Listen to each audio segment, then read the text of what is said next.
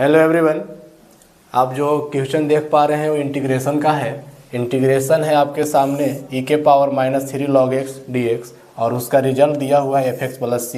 तो fx का क्या वैल्यू होगा, यानी कि हम इंटीग्रेशन करेंगे, जो रिजल्ट आएगा वो fx का वैल्यू होगा। ठीक है, तो आइए इस इंटीग्रेशन को हम देखते हैं। ये जो इंटीग्रेशन आप देख पा रहे हैं e⁻³ log x, इंटीग्रेशन करने से पहले इंटीग्रेशन के जो भी टर्म एंड फंक्शन होते हैं उन्हें आप देखा कीजिए कि क्या उन्हें और हम सिंपलेस्ट फॉर्म में चेंज कर पाएंगे। अगर चेंज कर पाएंगे वहाँ तक चेंज करेंगे जब तक कि इंटीग्रेशन का फार्मूला डायरेक्ट उसमें अटैक ना कर पाए। तो आइए हम देखते हैं e⁻³ log x को हम ऐसा लिख सकते हैं e⁻log x⁻³ ऐसा क्यों लिख सकते हैं, क्योंकि एक आपके पास बेसिक फार्मूला था लॉग का कि लॉग x के पावर अगर कुछ भी हो, m अगर हो, तो इसको आप लिख सकते हैं m log x।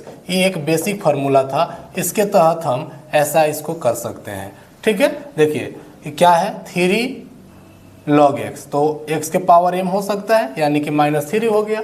तो अब इसको हम और सिंपलेस्ट क्या लिख सकते हैं, ये लिखा जा सकता है सिर्फ और सिर्फ x के पावर -3 लिखा जा सकता है, सिर्फ और सिर्फ x के पावर -3 लिखा जा सकता है। ऐसा क्यों लिखा जा सकता है, लॉग का एक और बेसिक फार्मूला है कि कहीं भी अगर आपको e⁻log x दिखे तो आप इसको डायरेक्ट x लिख सकते हैं। ठीक है, चलिए तो आप इस तरीका से लिख दिए और इसका इंटीग्रेशन करना आपको आसान हो गया। x के पावर n पर आ गया, यानी कि एक पावर बढ़ाया जाता है और नीचे भी वही काम किया जाता है +c।